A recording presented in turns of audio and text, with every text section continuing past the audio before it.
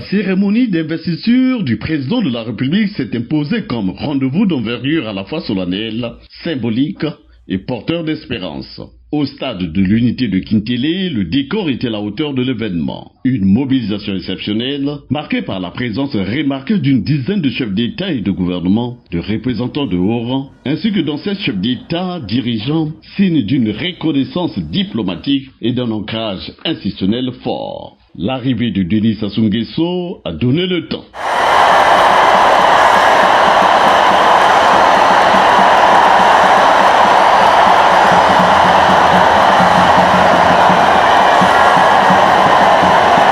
Accueilli par une foule compacte et enthousiaste, le président réélu a communiqué avec un peuple visiblement acquis à sa cause, traduisant ainsi dans les faits le verdict des urnes issu du scrutin des 12 et 15 mars 2026.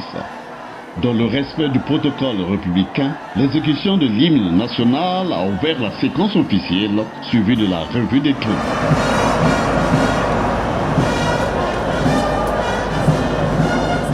À la tribune officielle, entouré de ses pairs et de ses invités de marque, le chef de l'État a ensuite assisté à l'audience solennelle de la Cour constitutionnelle. Sous la conduite de son président Auguste Iloki, la haute juridiction a procédé à l'acte central, investiture de Denis Sassou Nguesso en qualité de président de la République. Un moment de droit et de légitimité consacrant la continuité de l'État et de la primauté des institutions.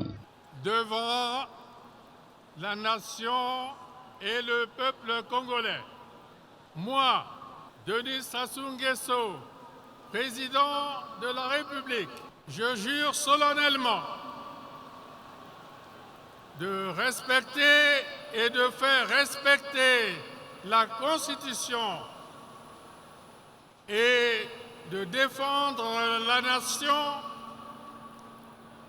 et la forme républicaine de l'État, de remplir loyalement les hautes fonctions que la nation et le peuple m'ont confiées, de garantir la paix et la justice à tous, de préserver l'unité nationale, l'intégrité territoriale, la souveraineté et l'indépendance nationale.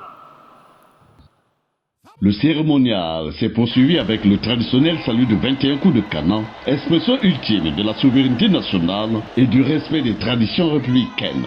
Mais au-delà du protocole, c'est aussi un message de puissance et de cohésion qui a été délivré à travers la parade militaire. Une démonstration maîtrisée, savamment orchestrée, mettant en lumière les capacités opérationnelles et l'engagement des forces de défense et de sécurité. Cette investiture ne se limite pas à un rituel institutionnel, elle aussi une nouvelle séquence politique, celle d'un quinquennat placé sous le signe de l'accélération de la marche vers le développement, un projet plébiscité par une large majorité de Congolais. Entre continuité politique, stabilité institutionnelle et ambition de développement, le cap est donc fixé. Reste à transformer cette adhésion populaire en résultat concret dans un contexte où les attentes sociales demeurent fortes.